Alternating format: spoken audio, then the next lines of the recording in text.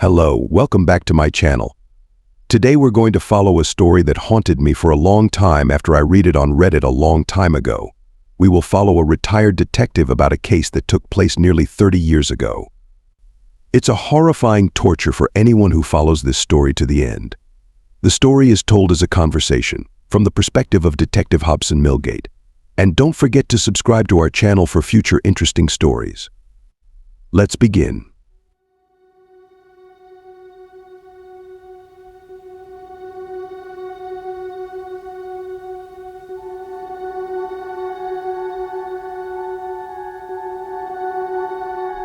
That pale, huh? Jesus, I bet I look like a ghost. I feel like I've bled out 2 gallons. What? No, not a scratch. Sorry to ramble. It's just that what's the word for it? Detached. Strange feeling. Seen it enough times in the field. Sort of figured if I was ever going to experience it myself, then I would have experienced it by now. Hell of a thing. I feel like I'm floating outside of my body. Just cut the cord and I'd float away. Did you see the crime scene? Don't look at the pictures. Don't even touch the file. You'll thank me. I can't get my knees to stop rattling. Is that why you're holding onto your coffee like that? I'm shaking the table, aren't I? Hold on a second. Let me back up my chair. There, that's better. Interviewer. We've got to go official now, Hob. Can you confirm for the record that you're waiving your right to an attorney? No, I'm still not interested in an attorney. I mean, yes, I'm waiving my rights. Sorry. And I'm as sound of mind as I'll ever be. Interviewer. Are you sure?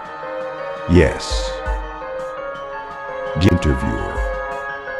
Let the record show that Detective Hobson Millgate, retired, has waived his right to an attorney.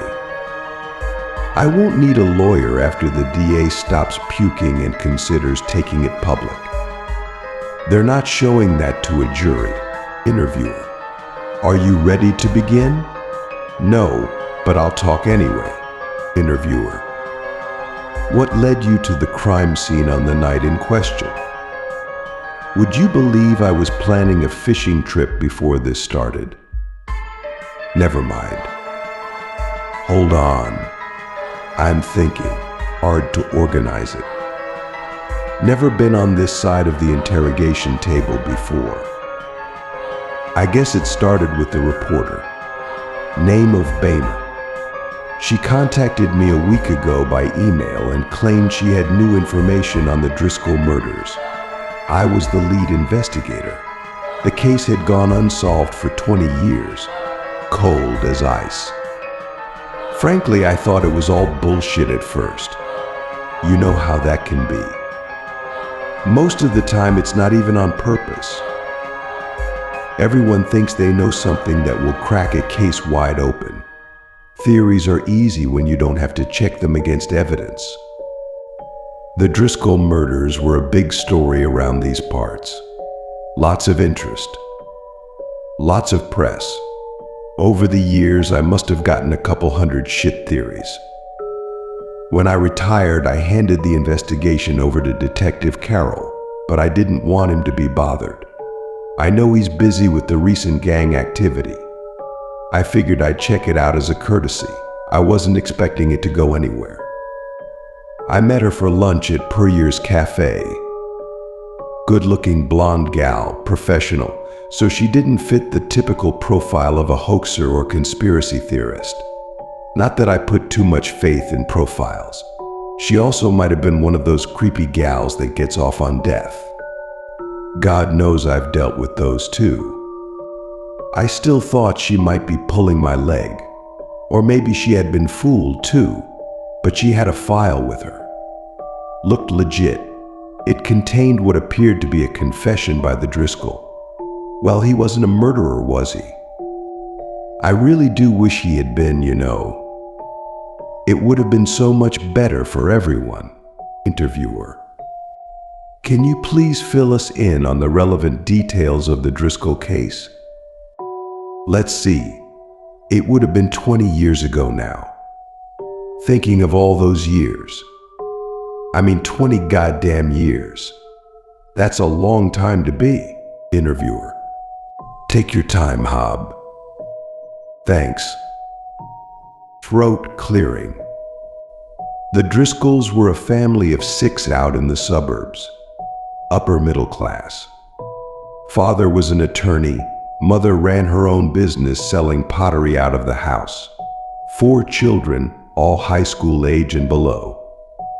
Good kids. Honor roll. No criminal records to speak of. The oldest son was caught smoking dope at his high school once, but nothing much besides that. Just the typical stuff you find when you look at people too closely. They disappeared October 13th, 1994. No trace was found of the bodies. The mystery in seeing as how it was right around Halloween is probably why the press went so crazy.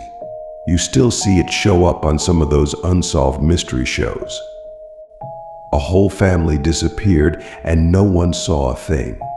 No one knew where they went. A neighbor lodged a sound complaint, which is how we got involved. There was an alarm going off and they figured it might be an intruder or something. We dispatched a vehicle. When no one answered the door, the patrolman went in to investigate. There were obvious signs of a struggle in the youngest daughter's bedroom. The bed had been flipped over and the sheets were torn. The alarm was a carbon monoxide detector.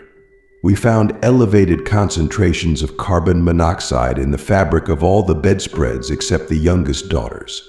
We wouldn't have known to look without the alarm. The neighbor indicated the alarm had been sounding for over a day, and he'd been unable to get anyone to answer the door during that time.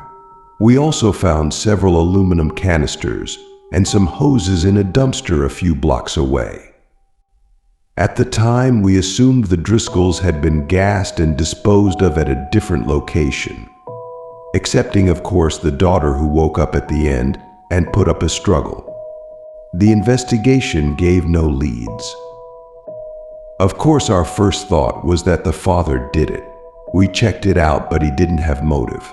No leads to follow up on. Same with the mother. Surviving family checked out clean, too. The father had a few clients who might have had motive, but the means weren't there. He was a divorce lawyer, but not for anybody who could have taken out an entire family without leaving evidence.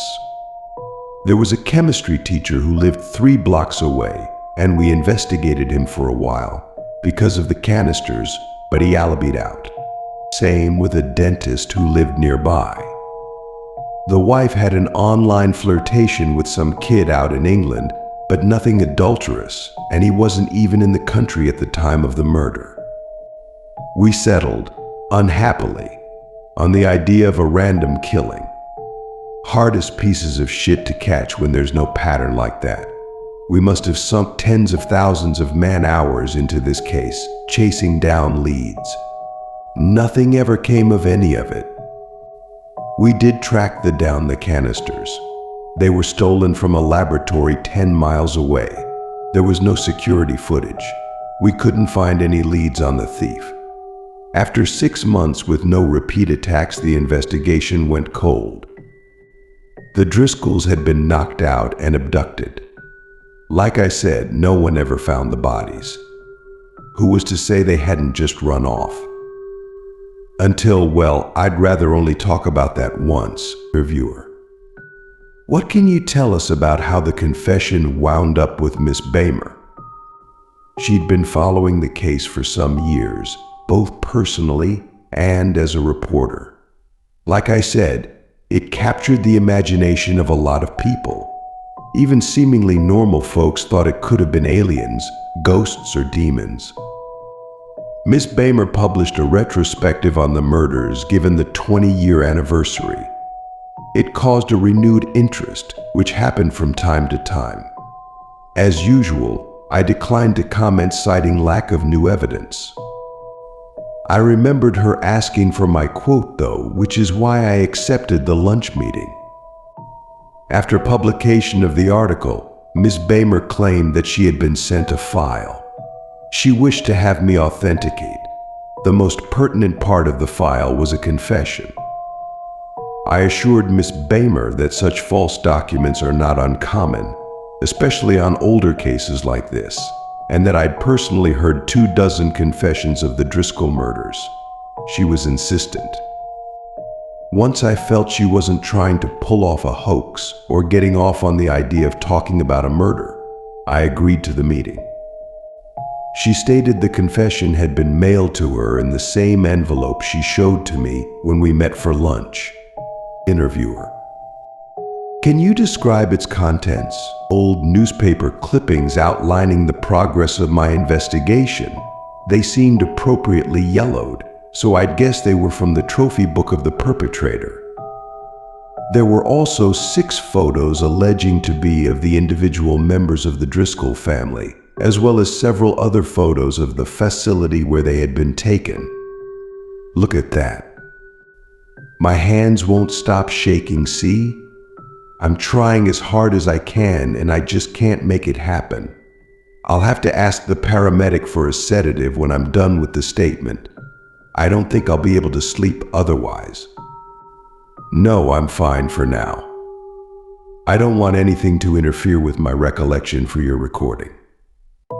Just carrying it around in my head is like, sorry, I'll stay focused. The photos were of the Driscoll family, of course. At the time, I didn't know that. The photos had aged poorly and they could have been of anyone. It was very hard to distinguish features. However, given the elaborate nature of the file, I figured it did warrant a further look. As to the confession letter, well, it was brief. It gave an address. That's the first thing I noticed. I couldn't locate the address online, which meant it had to be old. The confession letter said, "Stop printing lies. I never killed anyone." It just took a while to get them ready for breakfast. There was no signature. I just remembered something. God damn it. We got sent a breakfast menu a month after the disappearance. Someone had drawn a red circle around a picture of pancakes. The letter said they're not dead. They're getting ready for breakfast. We put it in the junk lead file. Oh God. Interview: Detective Milgate, do you need a moment? Oh God. How could I have known? We tried to track down that menu. We could never find out where it had come from. It wasn't any place local. The identifying information had been cut out. I don't know what else we could have done. Dear God. Interviewer: Why did you decide to personally investigate the location mentioned in the letter? Sorry. I wanted to make sure it wasn't a hoax. I still wasn't convinced. I've had 20 years of people sending me fake evidence. I guess maybe the case captured my imagination too. I always figured one day I'd think of something I'd overlooked and solve the whole thing. Felt unbelievable to have someone dump the answer in my lap. I needed to see with my own 2 eyes. Miss Bamer had pinpointed the location with city records, but neither of us was sure if it was still there. It was an abandoned industrial building. The last time it had a valid mailing address was 50 years ago. It might have caved in for all we knew. I think I also wanted to be the one to crack it. Whether or not it was dumped in my lap, that case has hung over my head for 20 years. Miss Bamer and I agreed to meet there the following morning. The interviewer: Can you describe the crime scene? Yes. It was an industrial building, as I stated. Approximately 120 feet long by maybe 45 feet wide. It was a wooden structure, and at first the conditions seemed to match the neighboring buildings. However, I noticed the facade had been recently patched in a few locations. Further investigation also revealed that the entrance had been chained and locked. My understanding was that it used to be a sheet metal shop. At least. Excuse me, is there a garbage can? I might vomit. Thank you. We. Gagging. Sorry. I thought I was empty. No, I want to get this done with. Then I'm going to want that sedative. I could smell something from inside the building. Very faintly. I figured that would count as probable cause. Not that I need it as a civilian, but you never forget the way a corpse smells. They were.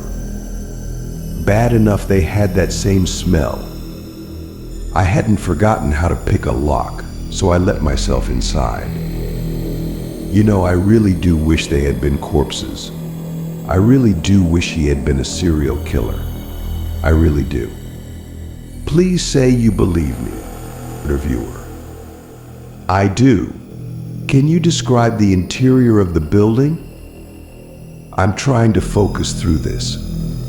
I really am. I'm sorry. It's just that I'd like to go to sleep after this for a very long time. Is the paramedic here? Is the sedative ready? Thank goodness. The warehouse had not been as abandoned as we were previously led to believe. The interior had a hallway with 6 rooms. The construction was old but visibly newer than the rest of the building. The walls between each room had been soundproofed. There were no windows to the outside or doorways between the rooms themselves. The only access was through the hallway. I tried to make Miss Bamer leave at that point. You see, the smell was stronger inside. You could feel it, the smell. Like a grit getting stuck in your nose. Like bits of sand all over your skin. The rooms contained presses, hydraulic presses. 4-foot by 8-foot custom presses. I couldn't figure out what they were at first, because they were hovering over what looked like hospital beds. There were IV bags in each room as well as other medical equipment. That's how he kept them alive for so long, of course. I think I might be seeing black spots. Interviewer. Do you need to take a break? The idea of having to start this again is worse than the idea of finishing it. Interviewer. Then please describe your next course of action. The building was obviously an active crime scene. I had no doubt at this point. I was in the lair of what I believed to be a serial killer. I tried to tell Miss Bamer to leave several times. She refused on the grounds that it would not be right to leave me on my own. There wasn't much time to make an issue out of it. My opinion of her was that she was a bit nosy but basically all right, and I didn't think she'd be a liability if she stayed out of my way. I had to make a judgment call as to whether or not I should proceed on my own in case the family was somehow, impossibly, still alive and perhaps in danger, or if I should leave and call for backup. I had told my wife where I was going previously, so I knew my absence would be noted and reported if the worst happened. Neither of us could get cell phone reception. Sorry, I'm rambling. It was then that I heard. Not even a gasp. It was like a gasp, but not really. I don't want to describe it any more than that. There was a sound. It drew my attention further on. I had to act. That's all that matters. There were some stairs at the very far end of the warehouse descending into a basement. I told Miss Bamer to remain behind and pulled my service revolver. I had a flashlight on my person as well and turned it on as I descended into the basement.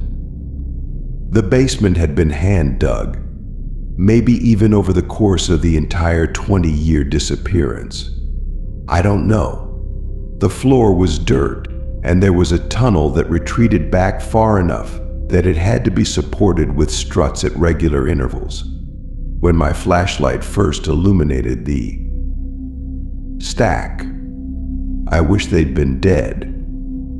I wish he'd been a serial killer. Interviewer: please take a moment. After I recovered, my first thought was, thank God they are all dead. Gagging: I'm 64 years old, for Christ's sake. I'm not a young man who can forget things anymore. When you're young, you have this sense that you're invincible and that you're never going to die. I don't have that to protect me anymore. Look at me whining when they had that done to them. It's my fault. I should have found them. Saved them somehow. Interviewer: I'm sorry, Hob, I've got to ask. Can you describe the scene? Yeah. Gagging: I can. I didn't know what I was looking at first. Hell, I still don't. It was a stack, maybe 2 feet thick. From the stink and coloring, it was obviously made of flesh. I thought maybe he'd hacked them up and stacked them up in pieces. That would have been bad enough. The first thing that alerted me to the truth was the eyeball. On the top of the stack was a perfectly round eyeball in the middle of a socket that had been distorted to the size of a saucer. That's when I realized what I was looking at was 20 goddamn years of torture, basically. He had the entire Driscoll family under those presses for 20 years, keeping them alive on an IV drip, increasing the pressure on them so very slowly that their bodies had time to adapt until they'd been flattened like pancakes. He squished them by about a 1/4 inch every year for 20 years. Then he'd pulled them out when they were too broken and wretched to move, without any chance of recovery, and stacked them on top of each other. I've got no idea what for. I don't want to know. And I was still thinking, thank God they're all dead, when the one on top started gasping again. Interviewer: what did they say? Nothing at first. It couldn't speak without help. I think it would have been Avery Driscoll. Not that I could tell much about the gender or the age, but the hair was blonde where there was hair. The head was a mess of scars. I think the son of a bitch who did this must have removed parts of their skulls. I've got no idea how he got their heads so flat, otherwise. Not as flat as the rest of the bodies, but flat. Who the hell knows how their brains handled that? Their lips were punctured by teeth everywhere, after the presses had flattened out their noses, I guess. Avery was 14 when he disappeared. I've stopped shaking. Goddamn weird the way our bodies work, isn't it? What else? There was a machine. A sort of pump. I followed a hose with my flashlight and realized everyone in the stack was hooked up to the pump. I don't think they could breathe on their own, you see. Not after a while. There simply wasn't enough volume for their lungs to inflate. There was some sort of opening cut right into each of their chests.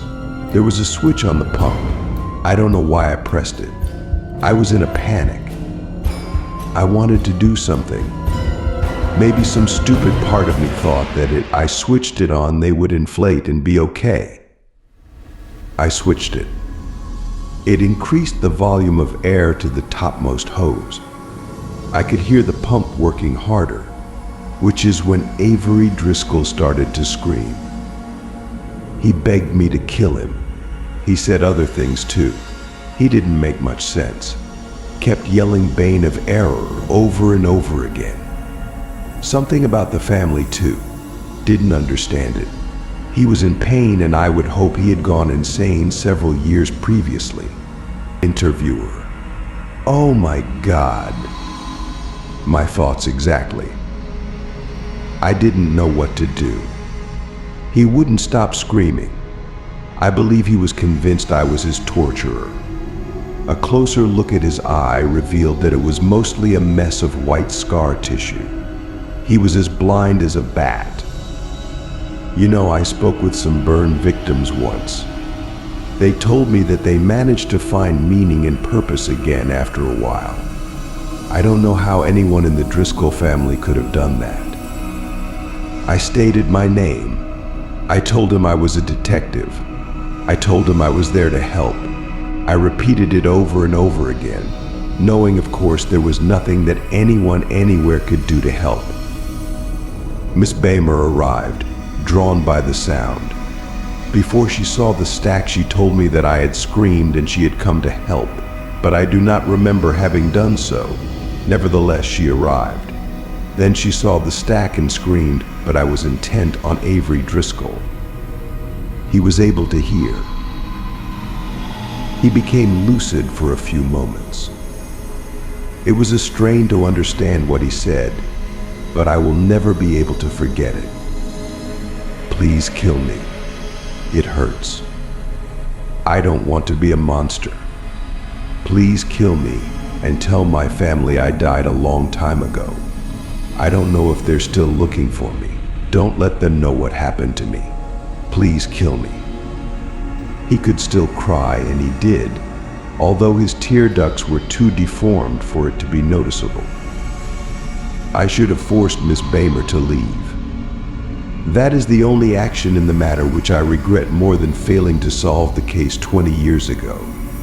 Not just for her own sake, but for what she did next. I don't think she could have wounded them any more deeply if she'd tried. She took away the last comfort any of them in that stack had. You see, they had not been able to speak to one another for 20 years. She said, that's all of them, isn't it? That's the entire Driscoll family. They're all alive in there. The whole family. For 20 years, each member of the Driscoll family had been unaware their fellow inmates were the other members of their family. They'd all been holding out hope their family was okay. All of them dreaming someone out there loved them and was free from suffering. Do you know what the screams of 6 people tortured over 2 decades, smashed down to a width of 4 inches, sounds like when they're all stacked on top of one another? It sounds like the gates of hell swinging open.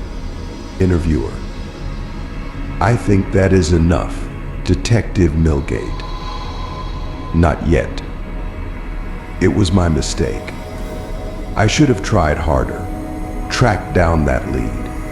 Maybe that's what they meant, screaming that. It was my error, so it was my responsibility.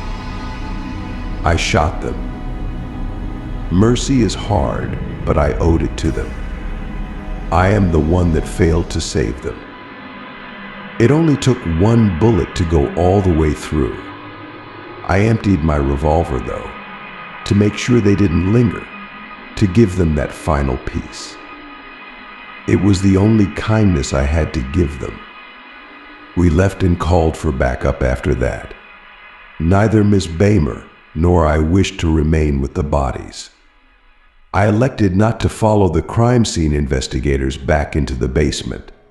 I asked if I could make my statement and leave, and after one of them saw what I had seen, they agreed. May I have my sedative now? Interviewer: Yes, of course. Thank you. Please show in the paramedic. I'll roll up my sleeve.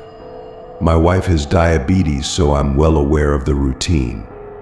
Oh, and please make sure you have the same courtesy available for Miss Bamer. She seemed to have it worse than me after. Poor woman couldn't even throw up or cry. Interviewer: Of course. Do you know where she is now? She told the lead at the crime scene she was going home, but we haven't been able to reach her. Did you try the paper? Interviewer: Which paper? The Daily World. Interviewer: Are you sure? There is no one by the last name of Bamer on staff with the Daily World.